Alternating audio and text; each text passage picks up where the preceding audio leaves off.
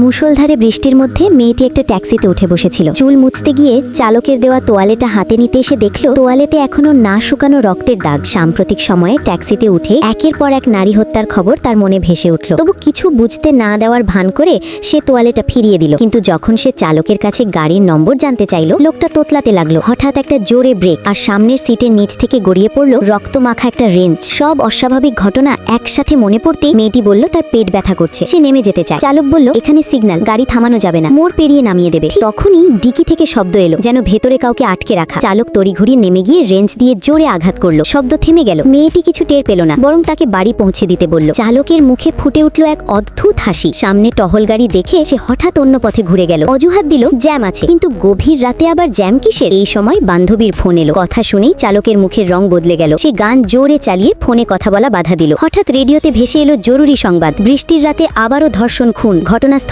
বিমানবন্দর এক্সপ্রেসওয়ের কাছে। সন্দেহভাজন একজন পুরুষ, ডান গালে দাগ, সবুজ পুরনো ট্যাক্সি চালায়, যার বর্ণনা ছিল হুবহু এই চালকের মতোই। মেয়েটির গলা শুকিয়ে গেল। ঠিক তখনই বান্ধবীর ফোন কেটে গেল। চালক হেসে বলল, বলো তো আমি কি ওই খুনের মতো দেখতে? এখন সে বুঝলো ফোন বন্ধ হয়ে গেলে পুলিশ আর লোকেশন ট্র্যাক করতে পারবে না। তাই চার্জার চাইলো। চার্জার খুঁজতে গিয়ে সে দেখতে পেল কয়েকটা পরিচয়পত্র। সেগুলো কি আগের শিকারদের? আচমকা ডিকি থেকে আবার শব্দ ভেসে আসে। চালক বলল ওটা একটা পাগলা কুকুর। মেয়েটির মনে হলো ডিকিতে নিশ্চয়ই তার মতোই আরেকজন অপহৃত মেয়ে। গাড়ি একটা নির্জন জায়গায় থামলো। চালক বলল এই জায়গাটা ভালো। মেয়েটির বুক ধরফর করতে লাগলো। সে ভাবলো এখনই হয়তো লোকটা তাকে মেরে ফেলবে। ভিডিওটির বাকি অংশ দেখতে চ্যানেল সাবস্ক্রাইব করুন।